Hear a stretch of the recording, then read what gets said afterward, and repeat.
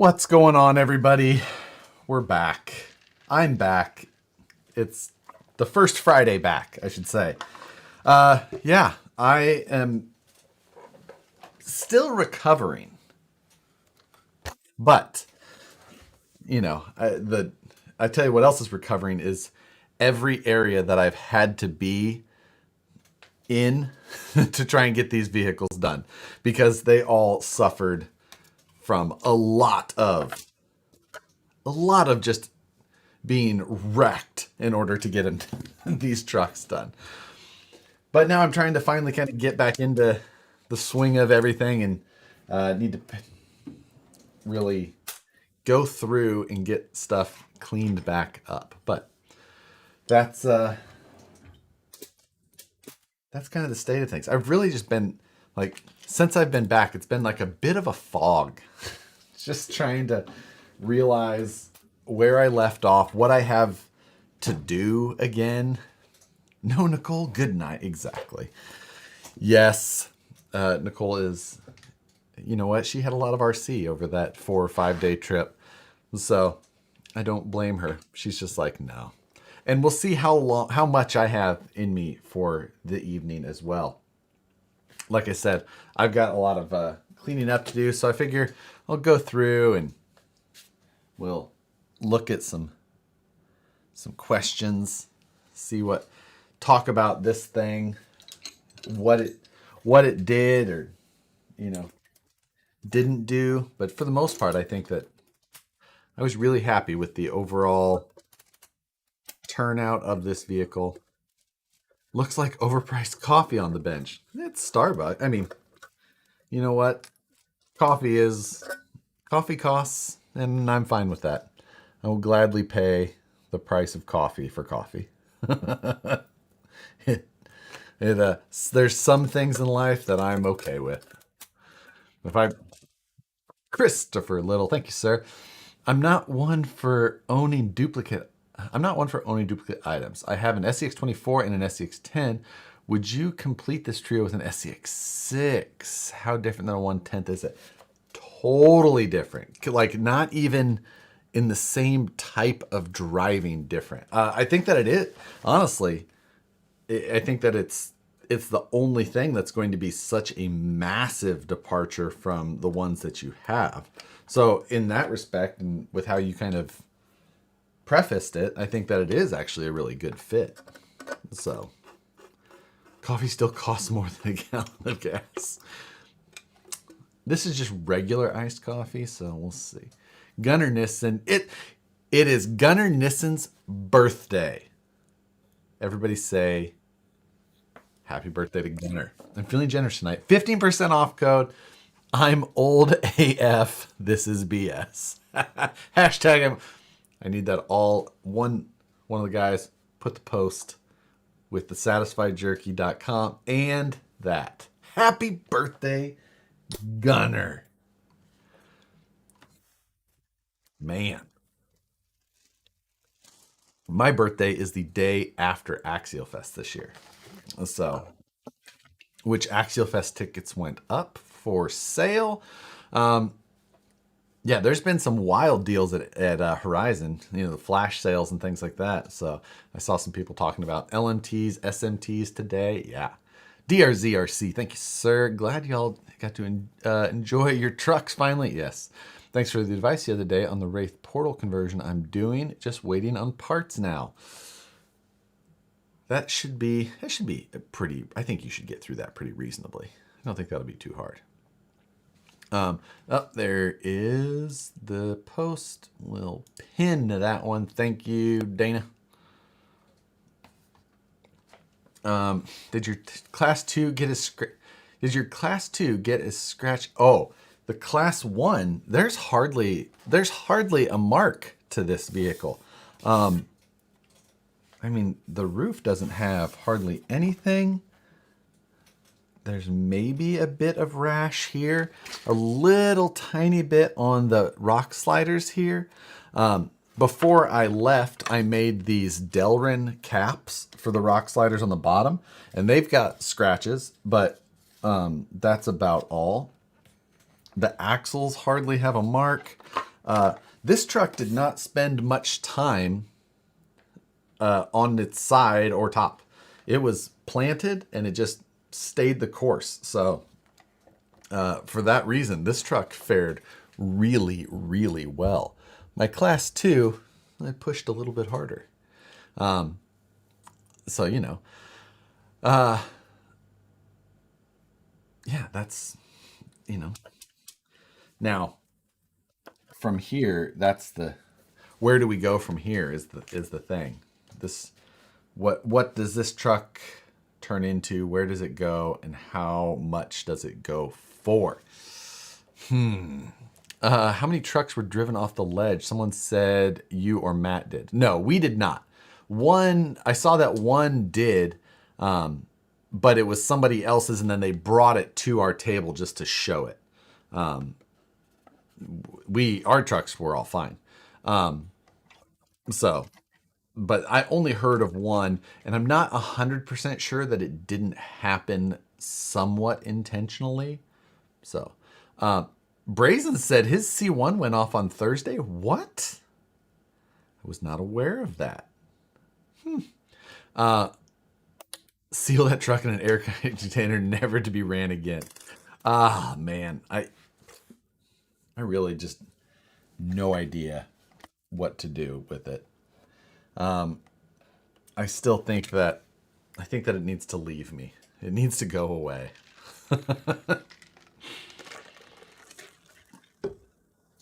Blind Guy RC, thank you, sir. Hey, man, still catching up on the videos.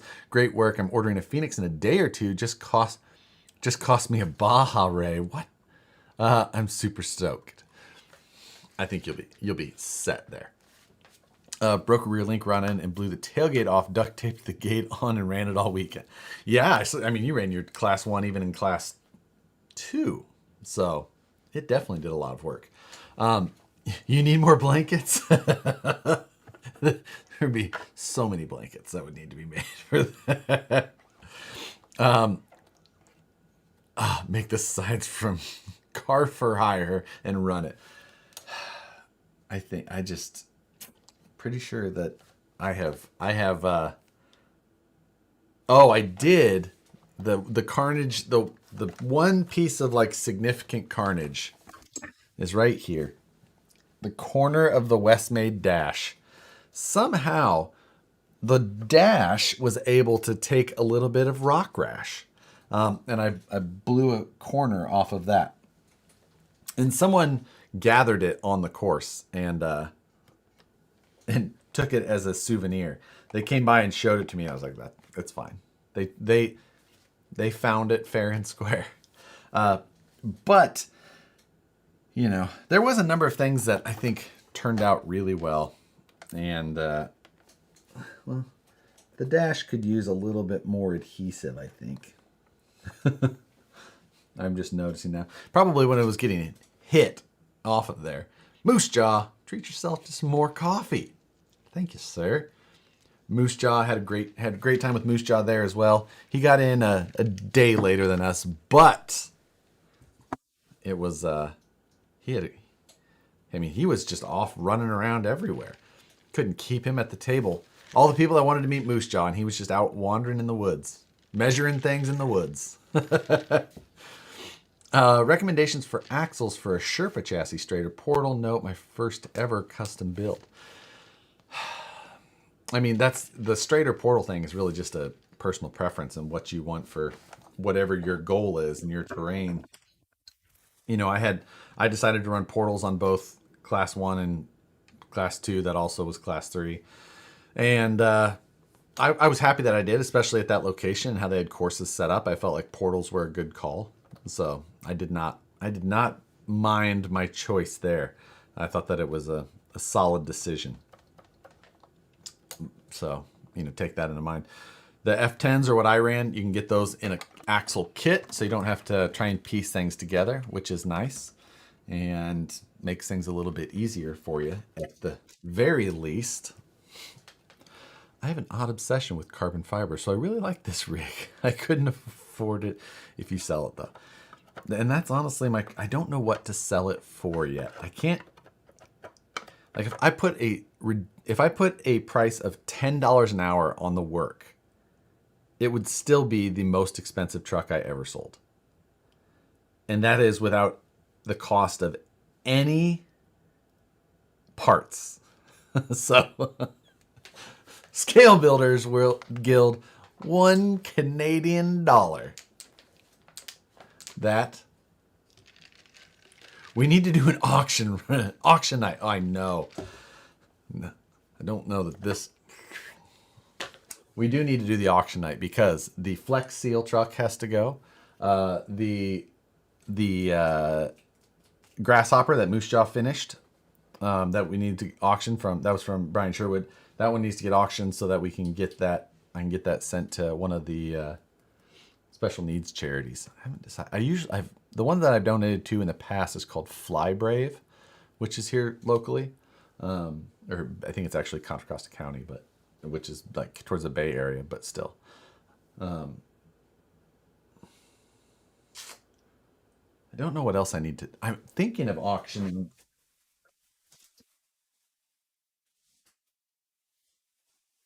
I'm thinking that the other Jeep buggy thing could go as well. You know, is that worth more than a Ripper? I don't know. No, I don't know. Probably worth more than some. It definitely worth more than some Rippers have sold for. That's what it would take for me to sell it. How much for the C1 hood? But you got to sign it. There's no way that the hood is going separately from the car. Tell you that. Tell about your thumb and interview the offending tool. I did tell that story at the end of Wednesday's live stream, but a quick version. This is see how it's triangular? Well, each edge is a razor blade, basically, and this was a brand new deburr tool. And doing something, not like actually scraping it like a deburr tool or using it to do something like open a mold. It was nothing, somehow I just like absolutely buried it this way into my thumb, like that. Like most of the way. And that absolutely just,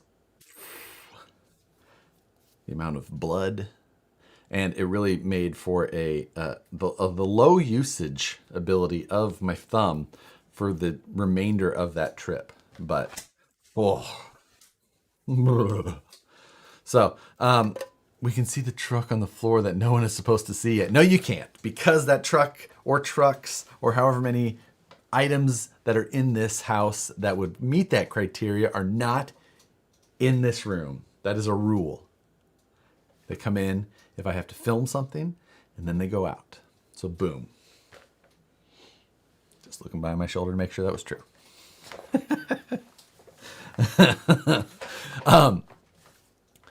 What wheels are on the orange buggy? These are Vanquish 2.2 KMCs, machetes. Powder coated, or actually Cerakoted white with a gray ring. 1.9 tires, but 2.2 wheels. So I don't know if I will sell this buggy with the wheels. There's a few little things that have to get buttoned up on this, but it's I want all the dirt Moose Jaw next Thursday. Yeah, Moose Jaw was not available to do his live feed yesterday, so next week we'll have to catch up. Be a fun one to watch. So there is something new coming. There's always something new coming, and I think that there was at least one that showed up while I was gone. I think there's at least one more coming. It just hasn't arrived yet. I think those are the ones that I have to get done here soon. How did the narrow F10 axle make out? It made out great. Well, it wasn't narrowed, it was centered so that I could have steering. And it worked out great. The one thing that I did do that absolutely caused me to have great issue was on, it might have been the first course of the day. And what I did was I changed out the servo that was on here before the run started, because I went with the Holmes 500 LP on the back instead. And I was worried about the wiring, and I did it to just be sure. But the problem was, I was like, I need to put that on and make sure that it's centered before I wrap it up. Well, then I got everything wired, plugged it in, tested it, and everything worked great. And then I forgot that I didn't tighten it down because I thought I still had to center it. But I got it right the first time, and so I just didn't even think about it. Well, that meant once I started the first course of the day, the servo horn came loose. So my rear steer was just going all over the place, just flopping. So I had to, on course, get the servo horn on there, find someone who had a tool, and a couple of the guys, I think they were from New Mexico. One of them was standing there, and he had a tool with him, and he handed it to me, but it was the wrong size. And I was like fumbling through trying to find the right size. And I was like throwing his tools a little bit, like not like just because I was in a mad rush. And I was like, I'm sorry, I'll buy you new tools. I don't care. I just need to find the right one. Getting it, and I'm tightening it down. But I tightened it down, and the servo was in the far position one way, and I tightened it with the wheels straight. So I didn't have rear steer basically, or I didn't have it both directions. Basically, it would only been one direction. So it was an absolute just oh. And I haven't edited the footage yet to see it. Ben shared it with Scale Fab Shop, who's in here, who was staying with us and hanging out all weekend. He had it, and he uploaded some of it and showed it to me today. And I was watching it. It just like when it happened on course on the first gate, it just, it's the worst feeling, because you're throwing away an entire course. And then that course turned into an absolute dumpster fire for me anyway. And I just, oh my God. It just, class 3 was the only day that I truly had, that I was, I had a ticket for the struggle bus. And I will caveat this by saying judging is incredibly hard. Judging courses, you're judging so many competitors. It's not possible to see everything. And a judge can make a call, and it's the call that the judge makes. And no matter if you know that it was wrong, there's only so much you can do. And I had that 2 times on class 3, and it caused me to DNF both of those courses. Or, I mean, I'm not going to say it caused me to. It didn't help me get closer to a finish. Does that make sense? I'm not saying that the call was the reason I didn't finish. Like if I would have driven better, I would have finished faster or better, whatever it is. Does Comp Crawling need instant replay? Oh, that would be so tough. I mean, it would be nice, but it'd be so tough. So tough. Anyone hitting Folsom tomorrow after the rain is gone? Tell you who's not hitting Folsom is this guy, because I pushed it way too hard all weekend. Those that stayed with me will know. And I'm still like physically recovering. I'm still not walking perfectly. Like still hurting pretty good. Yeah. So that was, so I'm going to have to take it as easy as possible. What are you going to ask for the buggy, Josh? I really don't know yet. Or which, the Jeep or the other one? This one, I think, that one will probably be like one of the auction style ones. This one though is going to be, I don't know how I'm going to sell this yet. I really don't. It's just like, I'll tell you why. I'll tell you why. The biggest problem is because I know that the number that I'm going to ask for this is going to be a number that if someone isn't expecting an overly high number, it's going to offend people. Like to hear the price is going to offend someone. Big ball. What's up, Ryan? Like, it's, and that's the problem is I don't want to offend somebody by telling them a price, and then we're gonna be like, it's a toy car. I'm like, well, I know, but so honestly, that's my biggest holdup is just actually putting a number out there that I would feel like it's anywhere near.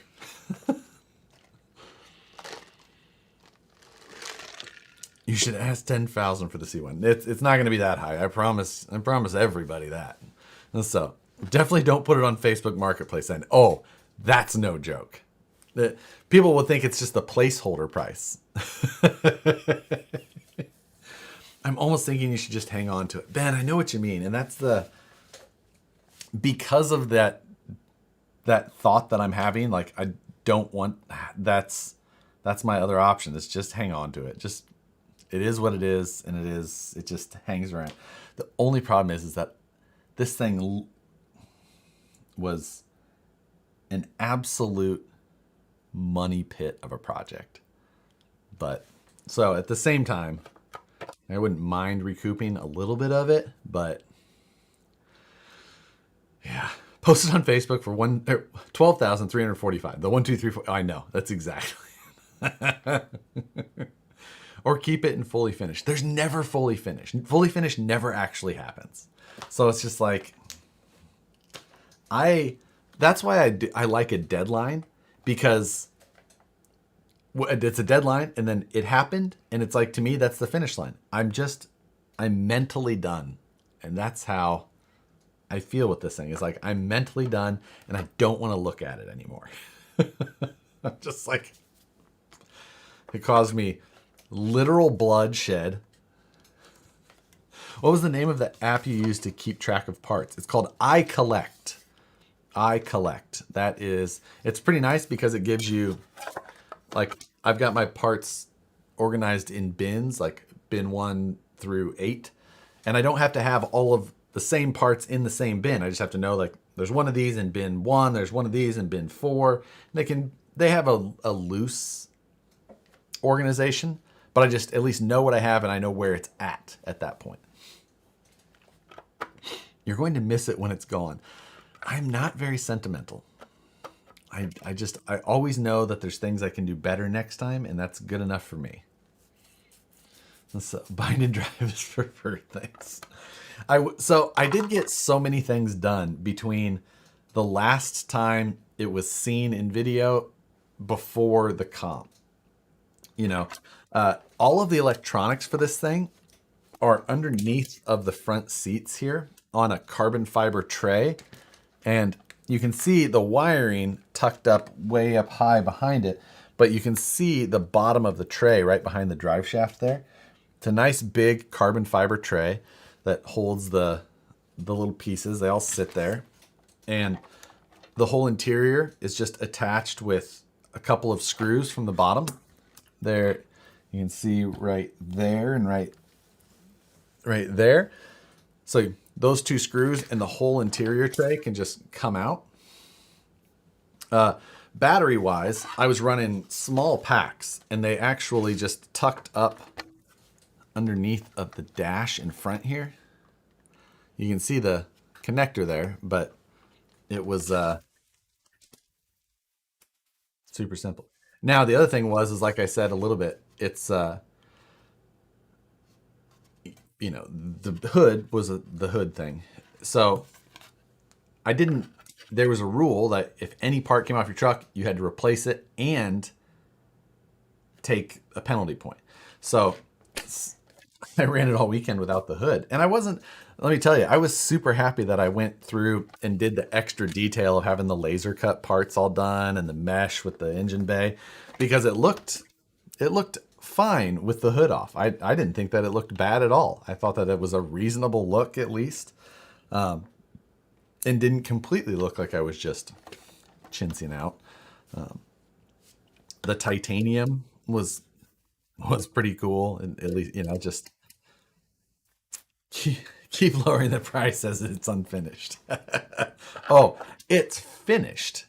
it's just not 100% completed. Finished is a different thing. Are you going to continue the orange stripe to the hood? Nope. It kind of, so it doesn't actually go all the way to the edge. That the orange stripe stops like 2 millimeters, millimeter and a half short of the door bar. So that was the entire design, was just to go to there. A very small amount of decals, and just, that was all, I had more done. I had, let's see. So I had, great big Harley decal that I was going to put across there. And then I had these done in a ton of different, see how these little orange squares of different sizes. Anyway, those are the non-weeded versions of the carbon element sticker and the titanium element sticker. So I had a bunch of those done. And then we had some other stickers done. Like, that says Carbonati. I didn't end up going with it, but it's like carbon and titanium. I didn't like it, didn't go with it. More titanium. But I was going to put the little carbon and titanium ones on, kind of like Jeep badges on the side. But after I was bleeding like a stuck pig, I was just like, you know what? I like the very simple graphic there. We're going to go with that.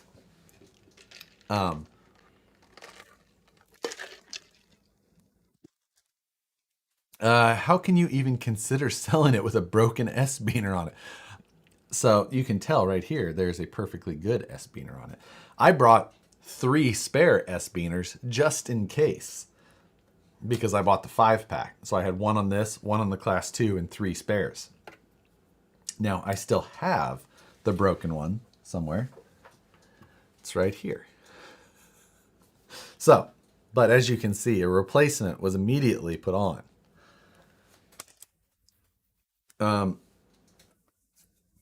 I may have missed this question, but what did you score in scale? I was, in Class 3, I was 34th or 35th. I think 35th was the official final. It was 34th while I was there, and then it got bumped and changed to 35th. Indy Bama, thank you, sir. Speaking of Harley stickers, thanks, Phoenix. I think Phoenix has SBG stickers, but no Harley stickers. What's up with that? I know, I need to make more. I used to have them, but I haven't had any printed in a long time. So I need to do better. But I'm always scatterbrained and working on a billion other things that I should be finishing something. Scale points per truck. This one was like well over 60, and the Class 2 was even at like 57, which was well over the 50 needed. So they were way above and beyond. Oops, something just jumped, but I missed what it said.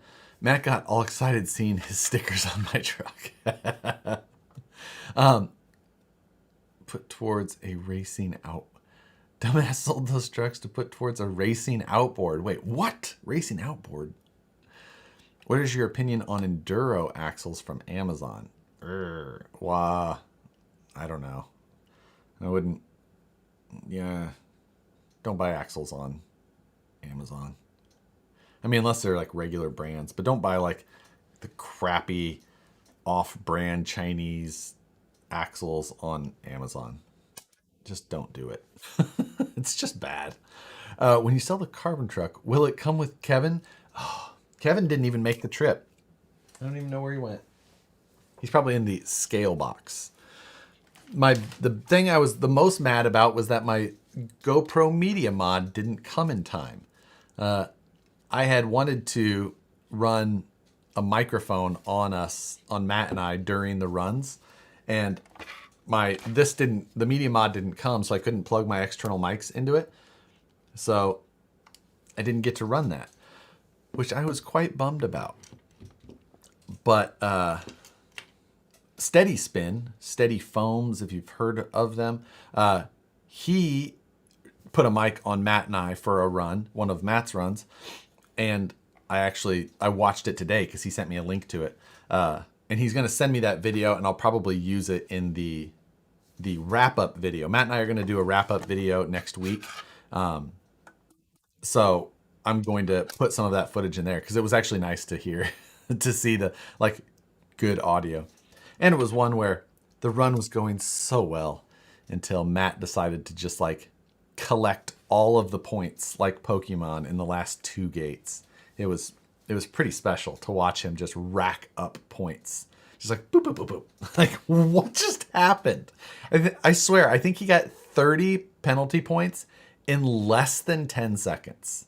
Like, that's impressive. So, will we hear all the F-bombs loud and clear?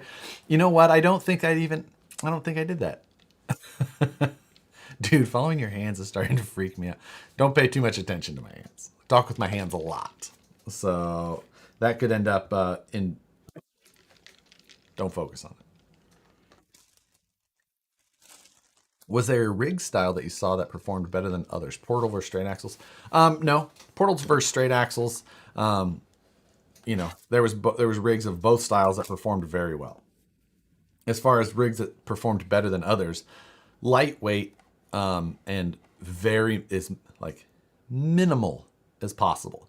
Like meet the rules, but only barely, and that thing, and it better be light. So I got to set my truck exactly where I wanted it at one point and promptly hit both sides of the next gate.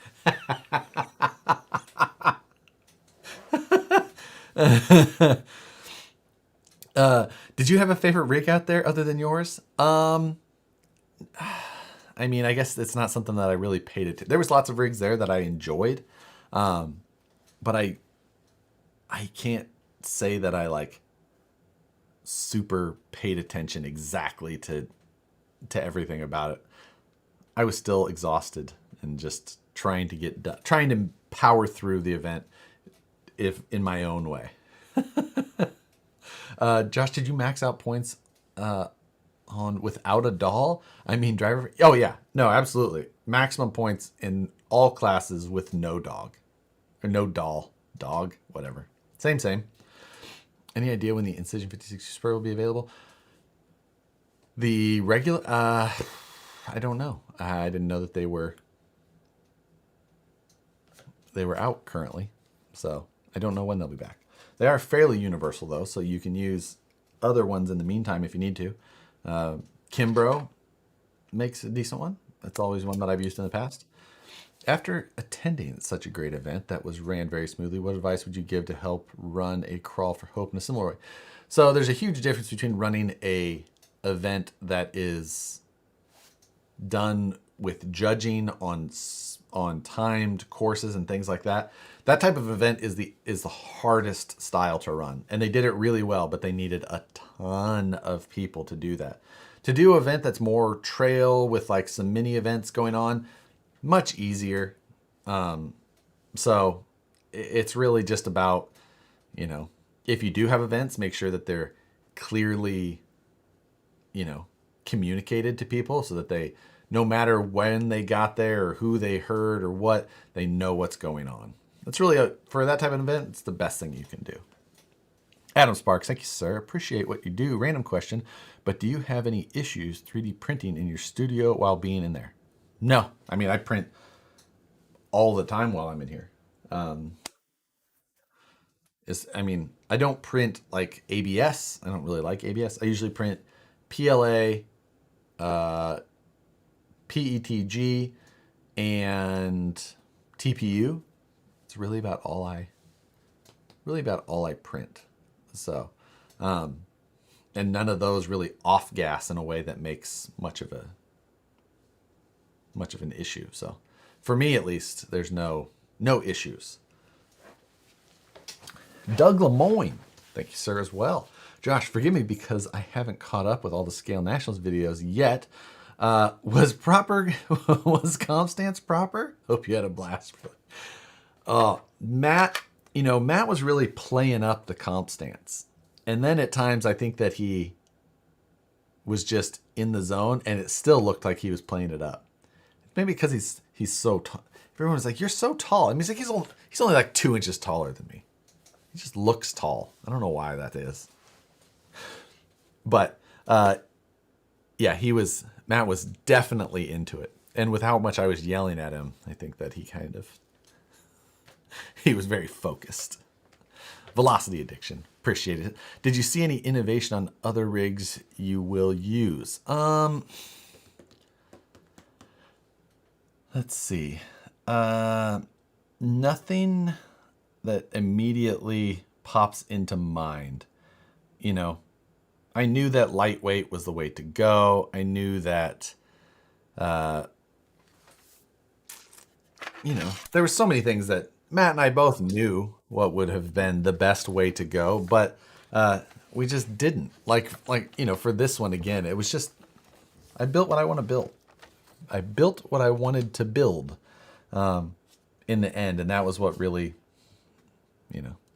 things I could have done better to be more competitive, 100%. But I knew that ahead of time. So honestly, though, this truck did fantastic.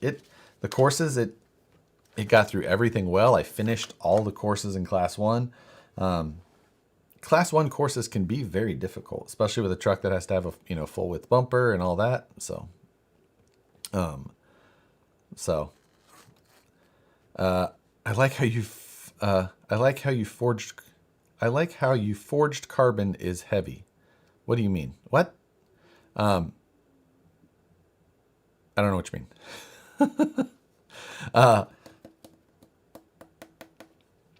It looked awesome on the rocks. It did great. It was nice. It was planted. It just hung around, hung off everything like I thought I wanted it to, and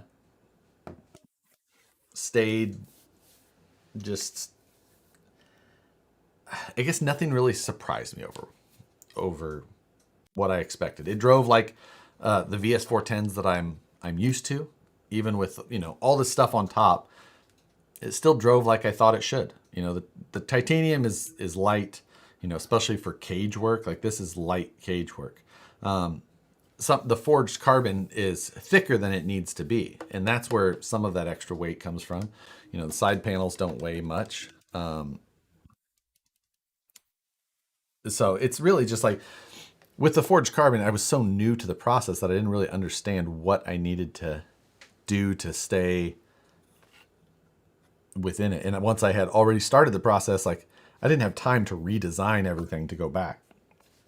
So I could have made the body panels on this thing about a quarter of the thickness and therefore a quarter of the weight. And it still would have been perfectly strong, because this thing is an absolute, like this stuff is, it feels like a granite countertop. It's that strong. So, it was a tongue twister. So is the truck $6? I don't know what that means. So I swear that truck is part Billy Goat. It just kept going. It went wherever it needed to go. Oh, I did swap the wheels, of course. These were not the wheels that you would have seen on it last. These are Method 101s, and I put clear beadlock rings on, but then with the orange IFR. And I thought that little orange line just looked so good with the little bit of orange that it had on here. It was just a little bit to it.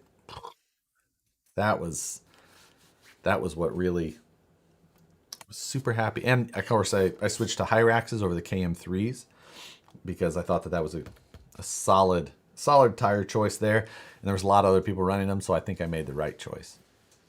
Blind Guy RC, thank you, sir. Have you seen the automatic plasma cutter on the Grind Hard Plumbing Company? I love their stuff they build, but the machine is so cool. Anyhow, so Leaf Springs. Hey, Leaf Springs got second place in Class 1, which is impressive. Granted, it was a very comp truck underneath, and I still wouldn't run them. But no, automatic plasma cutter. I have not seen that. I would be interested in a plasma cutter if it wasn't for the smell. And with how much stuff I would have to plasma cut and the cost of the machine and the difference between how much cleaner laser cut is versus plasma, like Send cut send is still a little too appealing. Pretty sure I know the answer, but will you ever sell that time/money pit? I would like to sell. Yes, I will sell it. I just don't know what the number is yet. So, but absolutely will sell. Oh, that was one other thing is the winch on this. You know, it's the Holmes TGH winch that sits right here, and the winch line comes kind of out of the side. You can see it there, but my concern was is that this grill, which is made out of titanium, is, you know, the edges are somewhat sharp because it's fairly thin, and I was worried that as the winch would be pulled, it would cut on there. So if you can see in there, you can see that there's another, you see that shiny piece? I made another titanium plate that went in there with a little hoop so that the line comes out of the servo and then through that fair lead and then out of the grill. I didn't want to run just like a rod end style. I'm not a huge fan of the rod end style. I just feel like there's too much give there. So that was, that's something I was just like, I don't think that I'm going to. So that's why I welded up that secondary plate just to make sure that I didn't cut the winch line. Also titanium. Scott O'Blander, thank you, sir. Was Nabil using F10 axles in class 1? I don't know for sure. I believe that Nabil was using F10 axles, but I don't remember. I thought it was class 2, but maybe it was class 1. Or maybe it was both. I don't remember.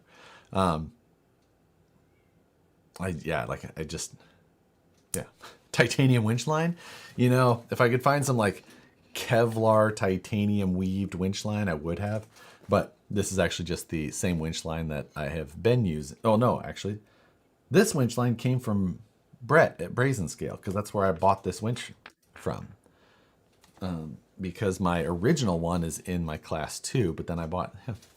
Did the tires rub the flares? They can touch it, just barely. Not on the back side, but just here, like right there. And only in, like, just barely. But they, the flares are TPU, so they've got a little bit of flex to them, which, so whenever they did or do rub, it wasn't a big deal.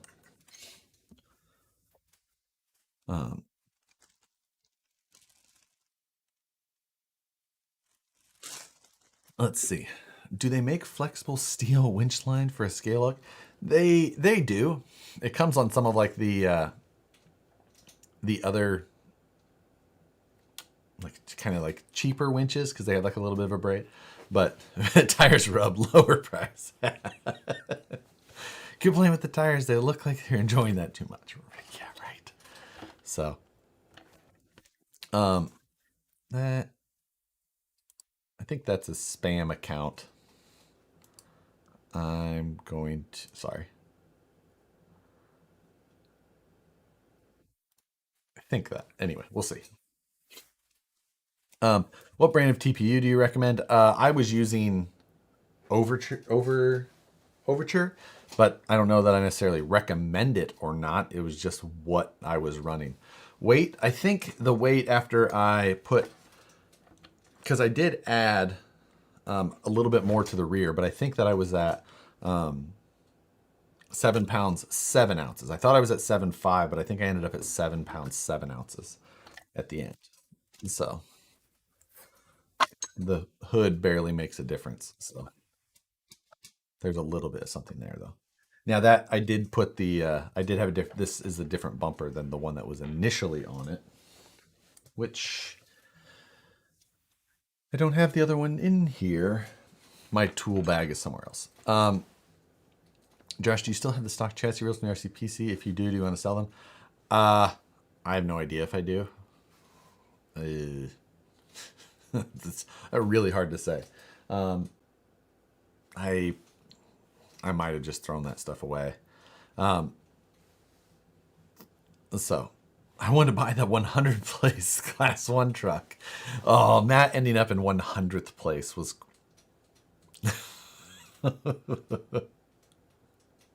Oh man, you know,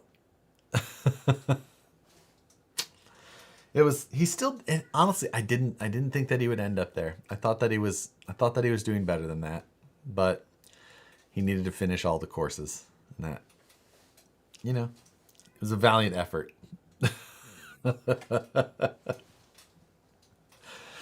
Um, yeah, I'm so glad it's done. Just I'm just gonna put it somewhere. Did you pay attention to the battery usage? I was using around 150 milliamps per C1 class out of a 460 milliamp 4S pack. That is pretty interesting. So 150 milliamps out of a 4S pack. So that is, what is that? Volts times amps.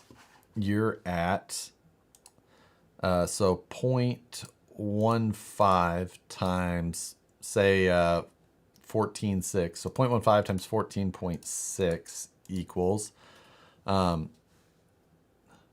that right? 2.19 watts is what you used total, because volts times amps equals watts, right? Yeah. So 150 milliamps. Yeah. I guess that's right.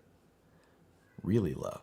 Now I was using around 250 milliamps, so 0.25 times, and I was running 3S, so 12.6, 12.4. No, it's 12.6. I think I had your voltage too low. Yeah, I did have your voltage too low. So that would have been like 2.8 amps, so a little bit more, or sorry, 2.8 watts. So yeah, we ran pretty similar. I think if I would have had your voltage correct, it would have been closer. But yeah, I was using about 250 milliamps per C1 course for this truck. But yeah, 16.8. Yes, that's so you 0.15 times 16.8 is 2.52. So we were close. I was 2.8, you were 2.5, but I did have my Q series running all the time, which they run 350 milliamps per hour. So that's a actual draw. I run 8S in my X Max. Did you wish you went brushless? No, not at all. I wasn't low on power as far as that. Honestly, if I needed more power, I just would have went to like 4S. But I was running 650 milliamp batteries in mine. So small 1650 milliamp 3S packs. I could tell that I didn't have all of the punch, but I definitely had no desire that I needed to go to brushless for something like this for sure. And the super nice low speed control was nice to have. I'm shocked Matt's battery didn't burst into flames or into fire. Yeah, him charging at 15 amps on our table shocked us all. He's like, well, it defaulted to 15 amps.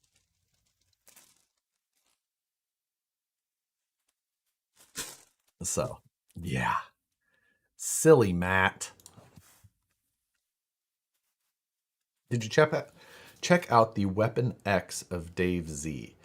I don't think so. I mean,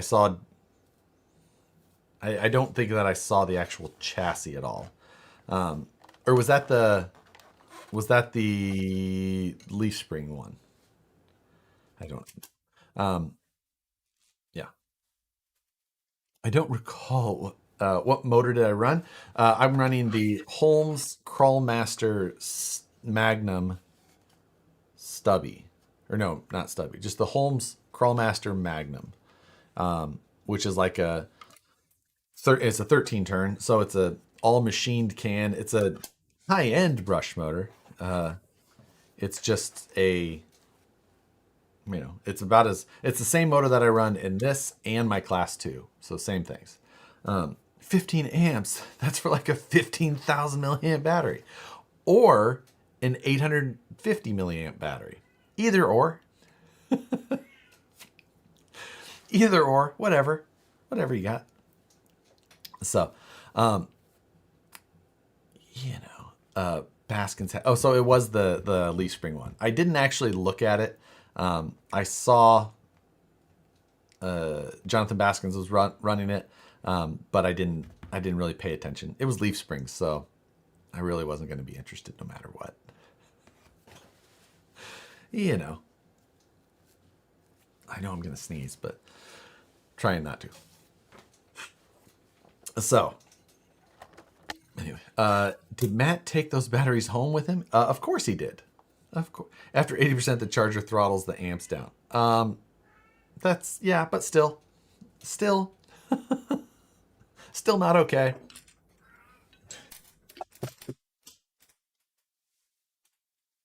So, let's see. This weekend, I hope to get. I need to go through and make some lists of things that I've got to get done. I've got some cleanup to do and some reorganizing. I mean, there's just things everywhere. I mean, you can see it a little bit in camera, but what you can see is nothing compared to what you cannot see, because it's a disaster in this area. All of this area that you don't see. Absolute disaster. You gonna do any recon at Rob's Resort? I do hope to head up there. Not this weekend or next, but the following is probably the soonest that I'm gonna get up there. Sorry for repeating questions, but is there any good upgrades for the Enduro Gatekeeper? I mean, it's basically just like the rest of the Enduros, so just anything will work for the most part. Haven't really done a build series on that. I did some upgrades on the Enduro before, worth checking out. But yeah, you know, clean and grease my Jeep before you're shipping. This thing is in perfect condition currently, baller. So there's zero, other than I don't have the hood attached. That's the only thing.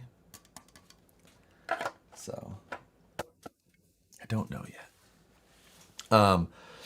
Do you, Nicole, play house with Cutter and Mike? No, we did not. Let's see. Are you considering coming out to Ledgestock? That's in August, right? I don't know, because it's really close to Axial Fest out here. And not, I mean, Axial Fest is close by, which is nice. So it's not really like much of a thing, but I don't know. Depends on what it would cost me to go out there and all that. Like, I have to consider like cost. Like, I'd love to go to all the events, but like the amount of money it costs me to go to some events versus how much I know, how much fun or how much content I can make for an event that's much closer, that's the biggest problem. So it really just all comes down to the money. New to crawling, I was wondering how many people used portal axles during the comp. Are portals worth it for a C2 vehicle? I mean, there's a ton of portals. I mean, I don't know if it was more portals than straight axles in class 2, but it was probably somewhere in there. There's a little fest coming up. Axial Fest is in Illinois, no? There is one in, is it Illinois? Indiana. But the other one, the West Coast one, is here in California. So there's two. The larger of the two is usually here in California. So get Vanquish to pay for your trips. Just wear a Vanquish shirt and it's work related. I mean, some of my trips are paid for in that way, but it depends on the goal of the trip. So it's different with how it works out in different ways. So if I'm going, like this weekend, I went to compete and I was focused on running for myself and what I was doing like that. So I just paid. That was a YouTube trip. So when I go for work trips, I am focused on being at a booth and talking and answering questions all day. And like, I'll run a little bit, but that's about it. You got any junk to run in a few weeks? I've got all kinds of stuff. Are you coming out? Did you see my super? Oh, I didn't, Jeremiah. Where's it at? Let's see. There it is. Thank you, Jeremiah. Have you tried out your resin printer yet? Also, my ISDT ESC came in today. How much for your Class 1 rigs for your Class 1's rig motor? Okay, so the resin printer I have not tried out yet. That's one thing on the list. Need to get to that. ISTT ESC. I still haven't picked one of those up. I'll probably do that before too long. And how much was the Class 1's motor? These motors, it's a brushed motor, but I think these are 150 bucks retail. So, like I said, it's an all machined brushed motor. It's hand wound. It's not like a normal brushed motor. So that's why I'll be there. Booked. Nice. The private little event. See? Even better. Been watching your channel for a few months. Going to get my first crawler. What kit would you recommend for a first timer? So I wouldn't say that there's any kit that's better or worse to get for a first timer. You know what I mean? Like if you're getting a kit, get the one that like if one is more expensive because it has more things or whatever, that doesn't mean that it's worse to get for a first timer. It can be. So it's really about what you want to have and want to look at, what platform you have. Like, personally, I obviously like the Vanquish rigs the most because I think that they're the best. They have the best things. Like that's why I like them. And I don't think that makes it wrong for a first timer. But if you don't want to spend that much, then, there's a ton of options that you can go with. I mean, kit options are getting less and less. SCX-10-2s are still one of my favorites because they have a ton of aftermarket upgradability, and I think they perform better than the SCX-3. The Elements probably perform the best out of the box in comparison. That's usually in the RTR world. Compared to like an SCX-10-2, I think they perform a little bit better, but I don't think that they're built as well as an SCX-10-2. So it kind of all pluses and minuses to everything. Again, what do you want to look at? Because that's important. If you don't like what you're driving, like it's not going to be fun. So you got to like looking at it.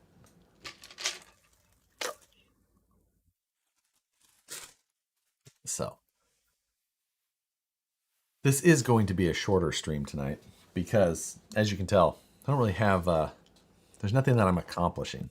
I'm just answering some questions, hanging out, and I'm going to continue decompressing because it was such a long that trip, and I think it was just everything that the trip itself was probably more relaxing than most of the stuff I had been doing beforehand, but it just was all accumulation and it just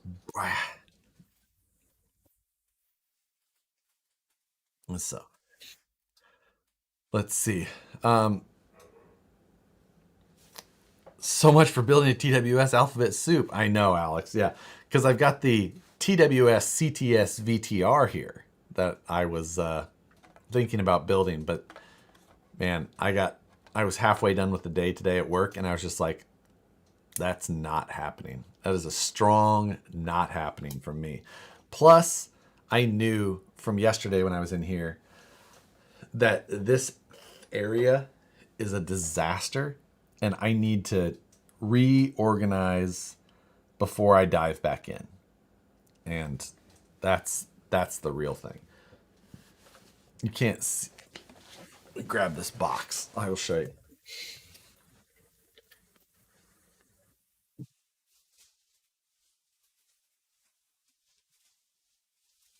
This is most of the 3D prints and tooling and stuff like that from this, just the class one. Like, let's see here.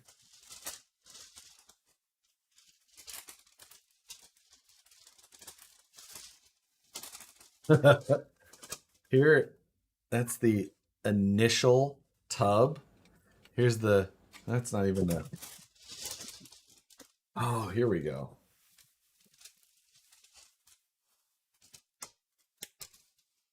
That's the first version of the body.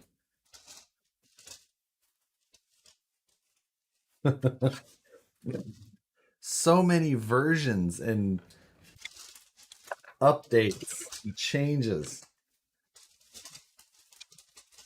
Yeah.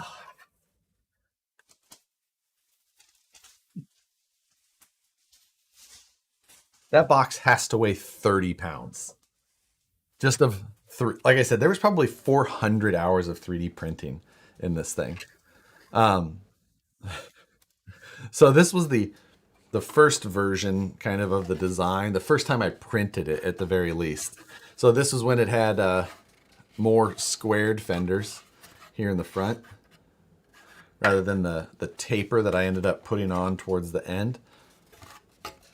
The hood or the windshield there had a lot more angle back. You can see that it's pretty steep. It was also much thinner there.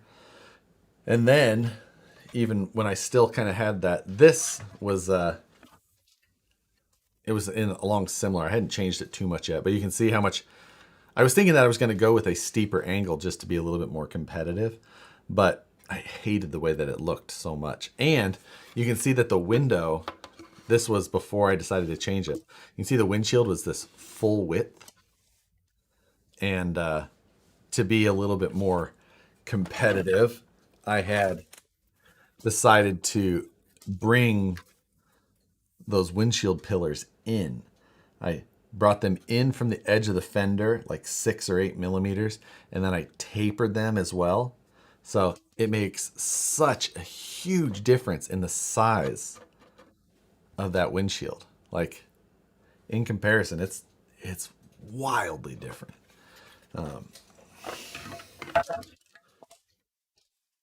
With Crawler Innovations foams, do you use the outside tuning ring often? Depends on the size of the tire. With these, for the 4.19s, I do not. I take off that outer one. On 475s, often I do, depending on the truck. You can also see the this version here was the short hood version. I had added length to the hood instead to try and push some proportions where I wanted a little bit better. So I lengthened the hood by, I think it was almost an inch from this one. Not quite, maybe a little bit more than half an inch. So, but pushed that back a good bit.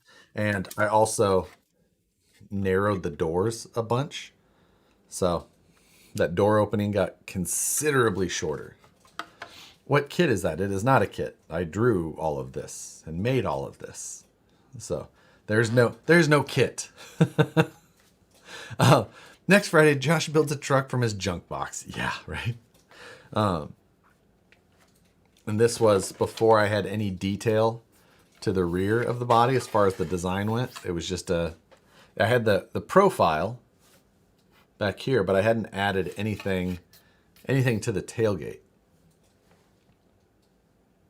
Josh is the kit, right? Once let's see.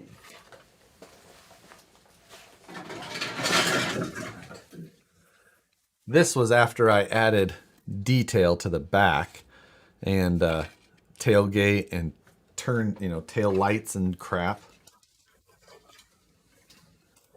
But the tail lights, actually, I was happy with how they came out. I designed the lens and just printed it out of clear PETG, and when the lights were plugged in, it had a good look. Where here is the batteries.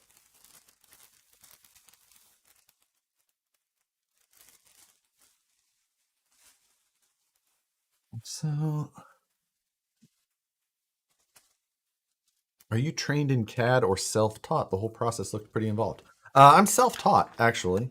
I mean, I went to school to be an engineer, but I never took a CAD class in college either because I had self-taught myself before that. and I had already known more than the class was going to teach me by the time we got there. So I tested out of the. Look at the headlights on the back wall. You can tell that Q series are bright headlights. So you got to add all that time to wasted material to the cost. Yeah, I know. Is this the car he competed with in Alabama? Yes, it is. Like they throw light so well too.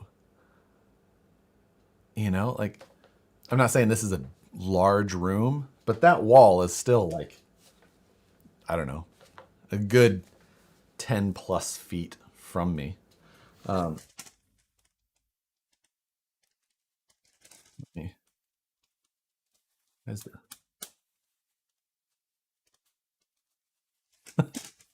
so yeah, there's the headlights and the tail lights. You can see the yeah, we can let's see. There is the Satan and the Woods Runner, the Flex Seal truck, the Power Wagon, the Beetle. So bright. So bright. But the reason I the reason that I had turned that off initially was just like yeah, the taillights turned out I mean they've got a perfect glow to them. They just really really worked out well.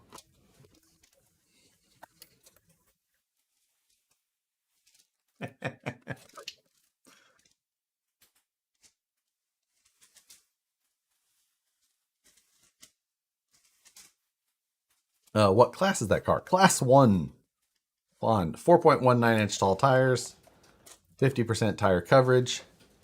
Che- check your notes, kids. What? Have you ran any My Trick RC light kits? I have. I've got them in the SCX3 down there. Um, yeah, I think that's the only time I've ran them is in my SCX3.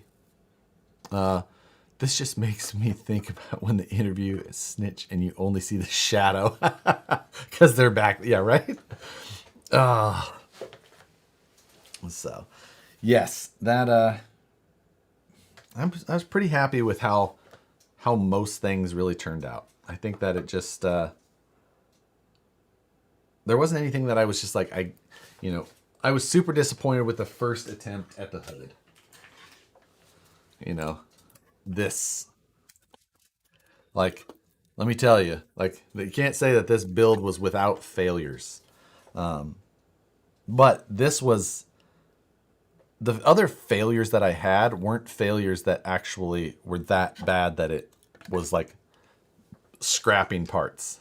This was absolutely that. Oh, spammer. Will the mods get that? Thank you. Thank you, Phoenix. This was absolutely the failure of that side of it. So that you know, we learned some things.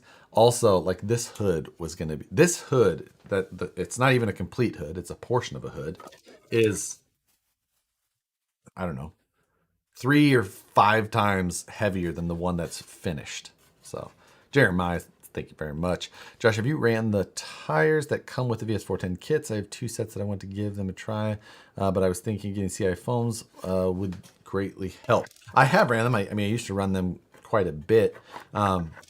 They work well. They work well enough on most terrain. They're nothing that's going to be a comp tire, that's for sure. But they work well enough on most terrain. If you're going to run a CI foam, run a soft all the way around. So that would be my recommendation. Run a soft foam because the sidewall is just it's just a lot it's a lot thicker than it needs to be really. Um, but yeah, so I mean this one was discouraging, and then this was a Hail Mary, and I was just super happy it worked. How bright are the headlights in the Incision V2 kit for the Phoenix VS versus the Qs I just ordered? They're still very bright. Let me see if I can probably show you that, because I think that I have a set like right here somewhere. Um,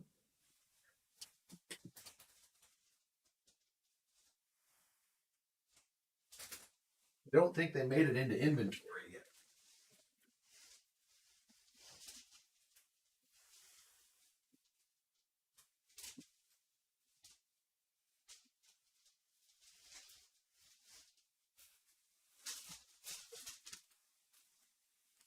See what I'm talking about? This place is a disaster. So this is the Incision light kit. This is the Series 1, but the light drivers are the same in the Series 2 as well.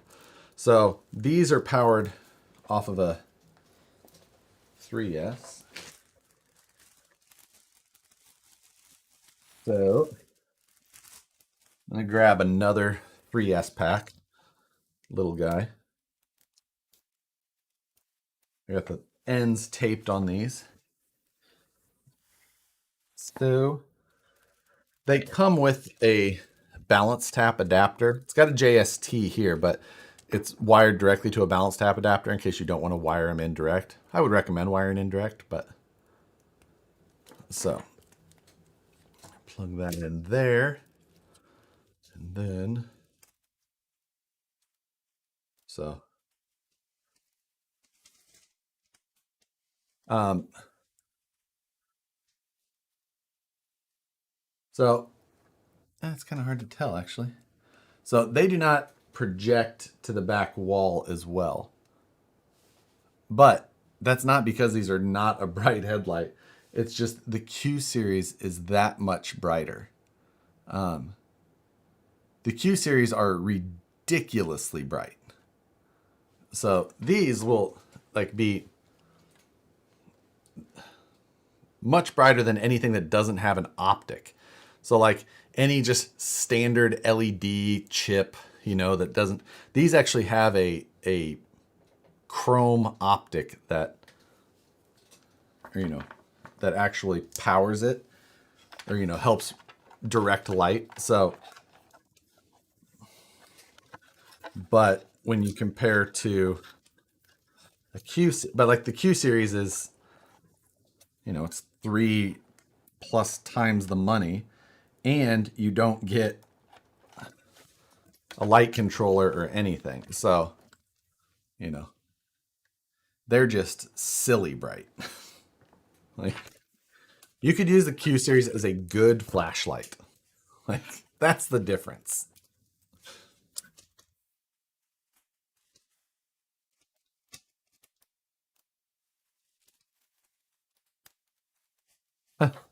I like this show in the dark, right? All right. I'm going to put these back in the box so I can use them. Parabola? What do you mean parabola? Um, so that is the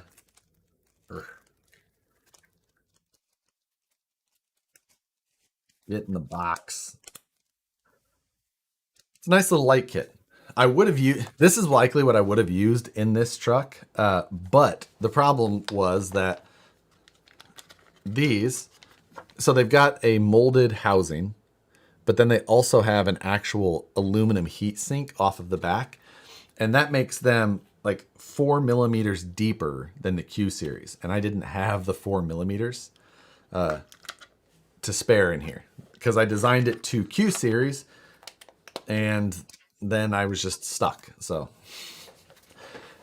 how many lumens are the Q series and the Incision? I don't know. I don't know that I've ever looked at the lumen output because the bigger thing is the optic.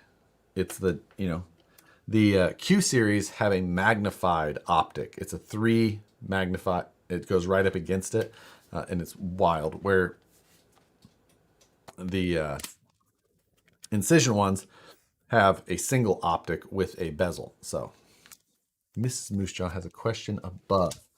Where is... How come Moosejaw didn't man up and finish that margarita?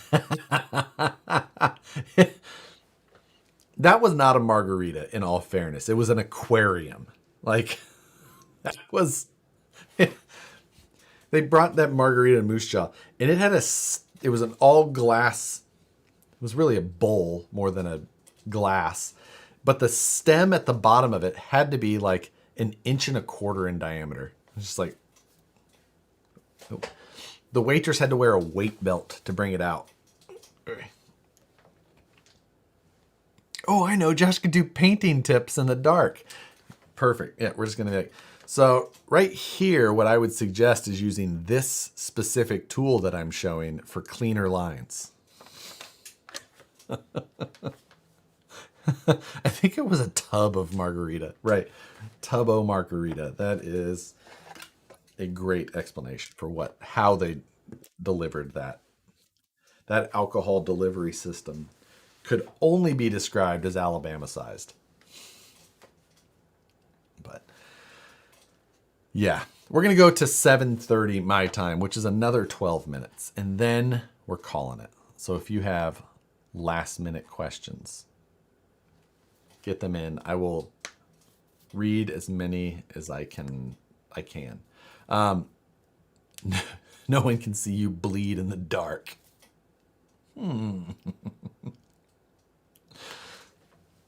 So, so you're saying I should move to Alabama? I'll tell you, it was cheap. Everything about that place was just so much more affordable. You know, granted, I was coming from California, where it's like my $25 huge ribeye would have been a $65 steak here. And we stayed in a very nice Airbnb, you know, Nicole and I and 5 other people. But like I paid $200 was my share for Nicole and I for, what do we say, Thursday night, Friday night, Saturday night, Sunday night, for 4 nights. So $50 a night for a house that was beautiful. Like, everything about it. When is the Heavy Metal Bronco coming back? I will finish it as soon as I have an event coming up that I know I have a tug of war at. Do you think spotting for Nat helped you during your comps? So we went back and forth. He went first, then I went. He went first, and I went. So I don't know if it necessarily helped me or not. Like, because I don't know that I could say what I was watching his truck do is what I would think that I would know my truck would do. So I just enjoy spotting a lot. So I really liked that part of it. So, honest question, is it harder to drive on rocks like that or navigate yourself around the course? I am not very nimble. I have bad ankles, which is, you know, my whole life, birth defect stuff. So I hurt super bad after a day of standing, even hours of standing. And then it just multiplies day after day. You know, by the end of the day, I'm not walking very well at all. So each day gets a little bit harder for me, but I just push through. Usually when I'm on the course and competing, I forget all about the pain part of it. And I just go through. So, yeah. That build a comp rig, not scale. Tyler, boss. Good to see you. Are you and Matt doing the Titan from TGH? Oh, yeah.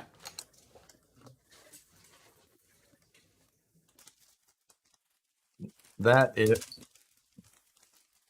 the TGH Titan kit is an Element chassis upgrade setup.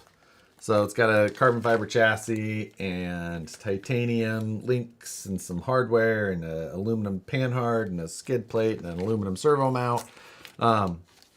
The biggest thing that I was missing with all of this is the Element part of it. So I've got to pick up an Element so that I can install the chassis. Got the chassis, just need a truck. So I'll pick up one of those here soon. Perry G. Much appreciated. What's more fun, spotting 1/10 or 1-to-1? I'll tell you what, spotting 1-to-1 is a whole different deal because you're like lifting rocks and throw. Like, I get winded spotting 1-to-1, but spotting 1-to-1 is pretty damn rewarding. So I would say that spotting for 1-to-1 is still more fun. But, 10-minute courses. So that's the thing with the 1-to-1s is that we'd run a 10-minute course, but it's 4 gates is all. So, and the other thing with 1-to-1s is that, like with RCs, we can kind of like go out and do a loop and like get realigned. With the 1-to-1s, you're not allowed to do that. You have to course flow. You have to stay basically where they think you should be. It's a whole different deal. 1-to-1 for rollovers. And we have rolled on a 1-to-1 course before, which was, we also broke the bell housing. I was like, told him just hit it. Like, get your front up and roll into it and go. And he did. And it was not good. But we were competing with the team Come Get You Some's race TJ. So it had way too much motor for a comp rig. That was the problem. I think it had a 5-liter Ford V8 in that TJ. And it was just it was a lot. With 1-to-1, you feel a little bad when you roll. There is that, but it's comp rigs, so it's just like, the TJ was the white one, right? No, the TJ was red. It was a red one with like a wrapped design on it. The white one was the Tracker. It was a Geo Tracker that we competed with. So that one was, what year was that? Because I competed with the TJ, that was 2014 and 2015, I think. And then the Geo Tracker was 13. Something like that. Maybe 12 and 13 or just 13. Are you going to Axial Fest this year, John? Yep, definitely going. I mean, it's so close. I gotta go. Oh yeah, Johnny would love the Geo. Oh, I know. Johnny knows that I like the Geos. Such a short little wheelbase. So in We Rocket stock mods where we were competing, you can't change the wheelbase more than like 2 inches from factory. So the Geo was a shorter wheelbase than like the TJs and the Toyotas that we were competing against. But it made for us to be able to turn a little tighter. It's definitely a little bit more interesting as far as that goes. Yeah, it was still pretty fun. We launched Geo Tracker once, pretty epic. Yeah, that Geo was, it was far from like a Geo, even though it was the stock class, it was solid axle swapped and had a all aluminum Suzuki, I think it was Grand Vitara motor in it. 24 scale Vanquish parts, probably not. 24 scale parts are too cheap. And it's not really cheaper to make the smaller parts than it is a bigger part. So you're going to spend $45 on a set of 24 scale knuckles, and people just aren't going to do that. Matthew, good question. What did Matthew? Okay, there you go. On the C-Wen, what touches a wall first, the bumper or the tires? Oh, the tires. That's why Scale Crawler Shot says a good question, because so there was a little bit of debate on the legality of my front bumper before the event. Even people watching the videos and be like, brr, brr, brr, brr. They were all mad about it. So I built this bumper before I left and didn't say anything or post anything about it because I knew people were all getting all like, not gonna let him pass. I'm gonna get him. And I knew about it before, so I had made the bumper. And then when we went to concourse, I left the other tires on, which have more of a rounded profile. Even though they're 4.19, they're more rounded, and they stuck out past the bumper like a good, I don't know, uh, I don't know, like maybe less than a quarter inch, eighth of an inch. And I left those on for concourse. And they're like, it doesn't pass tech. And then I switched to high racks. And now the bumper hits first. But I was being a little bit of a pain on purpose. Now, with this one, the bumper hits right with the tires. I mean, it's right there. I'll tell you what, it's still about as close as it gets. If tell you what, if these tires were, if these foams weren't as broken in as they are now, it'd be even closer. But now that the tires have a little bit of break in on them, the foams are a little bit squished down. Same place.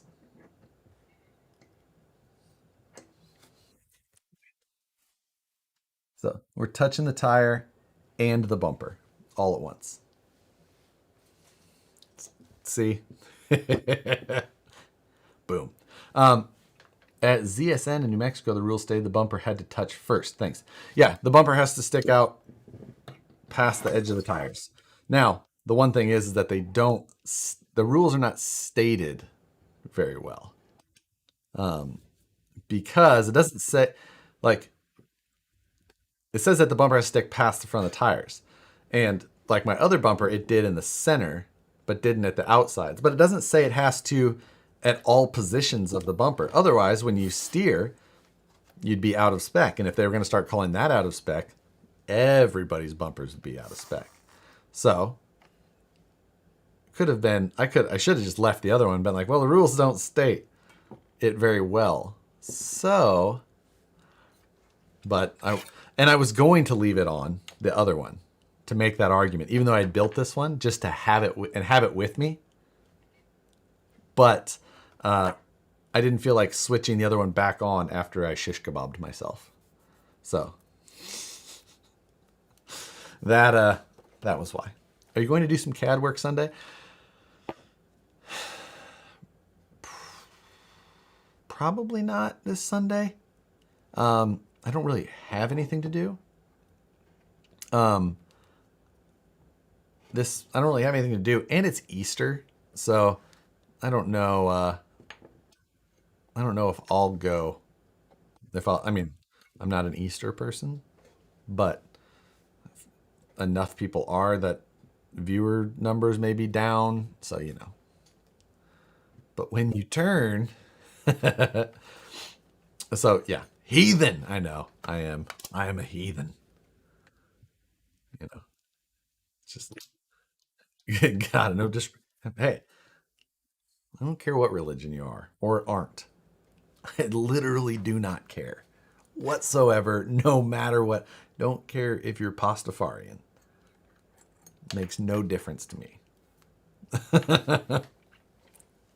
So, anyway, it's 7:30. Hit the like button.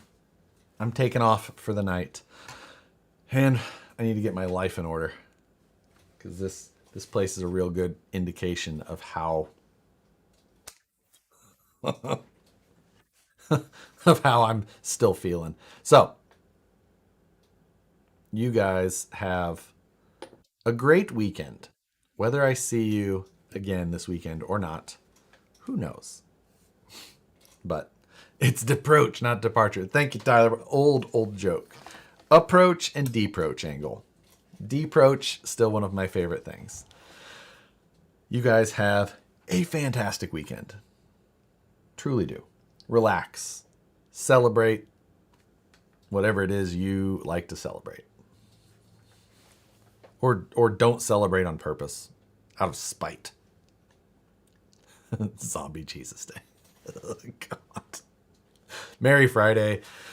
Hallelujah. Amen. You guys are awesome. I appreciate it. I hope you have a good time. Later.